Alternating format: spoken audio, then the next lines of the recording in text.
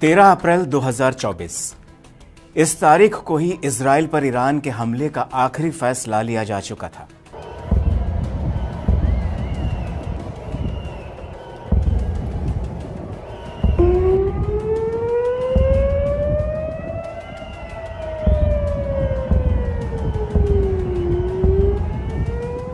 Iran ने Israel पर हमला करने से पहले अपने बड़े शहरों की इमारतों पर हाइपरसोनिक हथियार की होर्डिंग्स लगवाई थी, जिसमें लिखा था 400 सेकंड में तेल अवीव।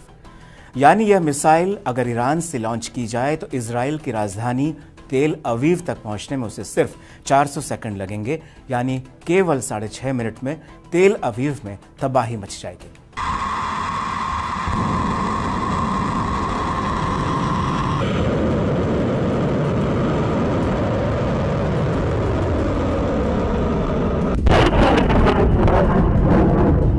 इस मिसाइल का नाम है फतह और इसी पर ईरान को गुमान है। तो आज हम जानेंगे कि ईरान और इजराइल की जंग में किसकी फतह होगी और किसकी सेना ज्यादा ताकतवर है। दरअसल मिडिल ईस्ट में महासंग्राम का काउंटडाउन शुरू हो चुका है। किसी भी वक्त ईरान से निकली इजराइल के नाम की एक मिसाइल आने वाले महायुद्ध का ऐलान कर सकती है। कोई भी रात कयामत की रात हो सकती है। तो अब ना धमकियों का वक्त रहा, अब ना समझौते का कोई रास्ता बचा और ना ही अब मौके या बहाने की किसी मुल्क को तलाश है।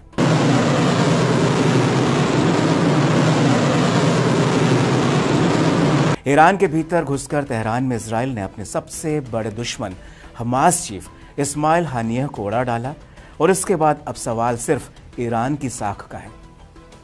सवाल मुस्लिम देशों की एकता का है। ऐसे में मान के चलिए कि अगर इस बार इजराइल पर हमला सिर्फ ईरान का ही नहीं होगा, बल्कि बेरूत से हिजबुल्लाह बम फोड़ेगा, यमन से हूती हमला करेंगे और सीरिया इराक में मौजूद ईरान समर्थित संगठन मिलकर मुकाबला करेंगे, तो उधर हमास एक बार फिर पूरी ताकत से खुद को समेटकर इजराइल पर बड़ा हमला करेगा।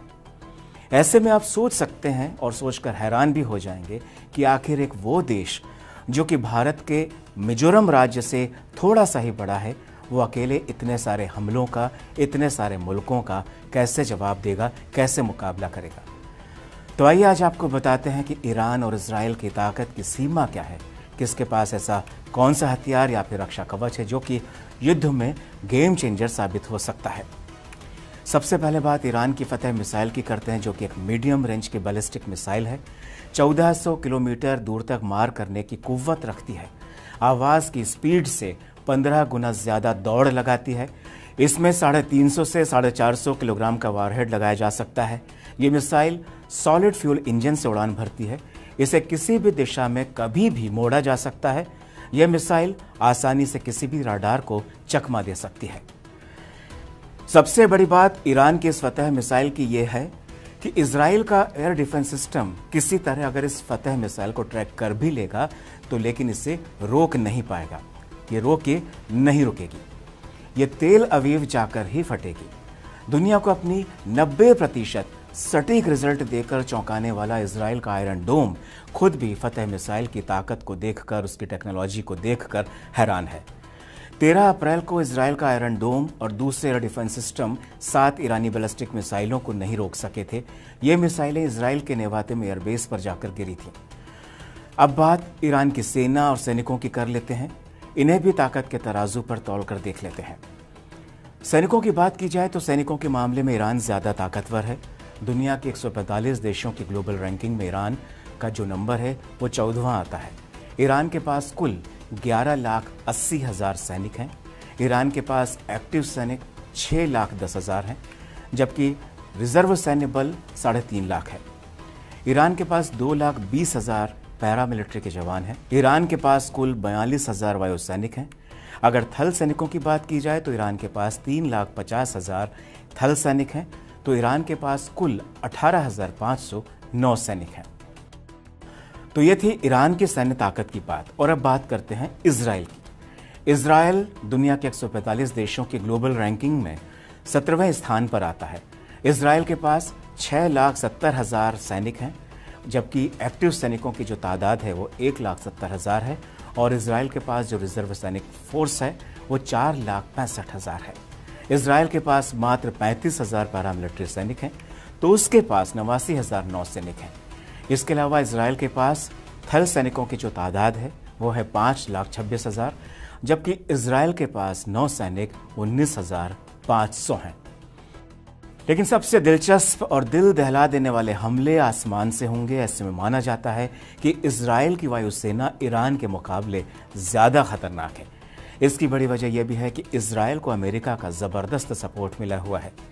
इजराइल के पास 612 रिजर्व एयरक्राफ्ट हैं और 490 एक्टिव एयरक्राफ्ट हैं, जबकि ईरान की वायुसेना के पास 551 एयरक्राफ्ट हैं जो कि रिजर्व में हैं, वहीं 358 एक्टिव एयरक्राफ्ट हैं। ईरान के पास 186 फाइटर जेट्स हैं, जिनमें से 121 किसी भी वक्त हमले के लिए तैयार हैं, जबकि इजराइल के पास 241 फाइटर जेट्स हैं, जिनमें से कि 193 हमले के लिए स्टैंड बाय मोड में हैं, यानी कि एक सिग्नल मिला और उन्होंने हमले की उड़ान भर ली। तब बात अगर ज़मीनी ताकत की करें तो ईरान के पास कुल मिलाकर 1,996 टैंक हैं, जिनमें से 1,397 टैंक इस समय जंग के लिए तैयार हैं, इजराइल पर हमला करने के लिए तैयार हैं। तो वहीं इजराइल के पास ईरान के मुकाबले 1,370 टैंक हैं, जिनमें से 1,096 टैंक हमले के लिए तैयार हैं। दोनों देशों के पास एयरक्राफ्ट कैरियर, हेलीकॉप्टर कैरियर्स और डिस्ट्रॉयर्स नहीं हैं। ईरान के पास 7 फ्रिगेट हैं तो इजराइल के पास एक भी नहीं है। ईरान के पास 19 सबमरीन हैं तो इजराइल के पास 5 सबमरीन हैं। ईरान के पास 21 पेट्रोल वेसल हैं तो इजराइल के पास 45 पेट्रोल वेसल हैं।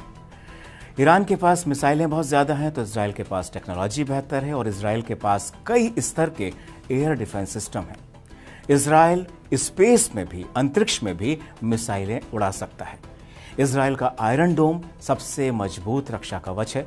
पिछले साल हमास ने 7 अक्टूबर के दिन 20 मिनट में ताबड़तोड़ 3 से 5,000 रॉकेट इजराइल पर बरसाए थे, लेकिन आयरन डोम सामने आ गया शील्ड बनकर और उसने 90% हमास के रॉकेटों को आसमान में ही उड़ा दिया। अगर वो रॉकेट इजराइल पर गिरे होते तो आप सोचिए कि कितनी भयानक तबाही होती, कितना खतरनाक मंजर होता। साल 2011 से ही आयरन डोम इजराइल की निगरानी और सुरक्षा कर रहा है। आयरन डोम अपनी तरफ आ रहे 100 रॉकेटों में से 90 को मार गिराता है। ये उसका रिकॉर्ड है, गारंटी वाला रिकॉर्ड है।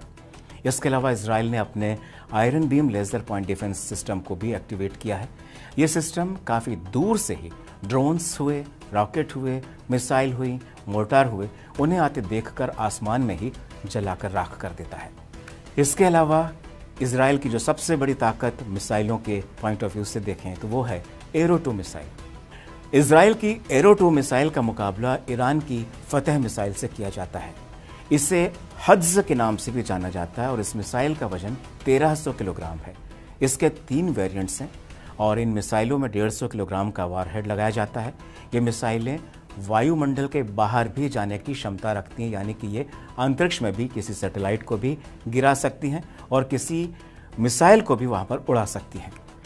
यह 1 घंटे में 9,000 किलोमीटर की स्पीड से उड़ान भरती है। ये मिसाइल अंतरिक्ष में भी दूसरी मिसाइलों को उड़ाने का दम रखती है। तो अब जंग के मुहाने पर ईरान और इजराइल हैं, साथ में लेबनान, यमन, सीरिया, इराक और गाजा के कई संगठन हैं।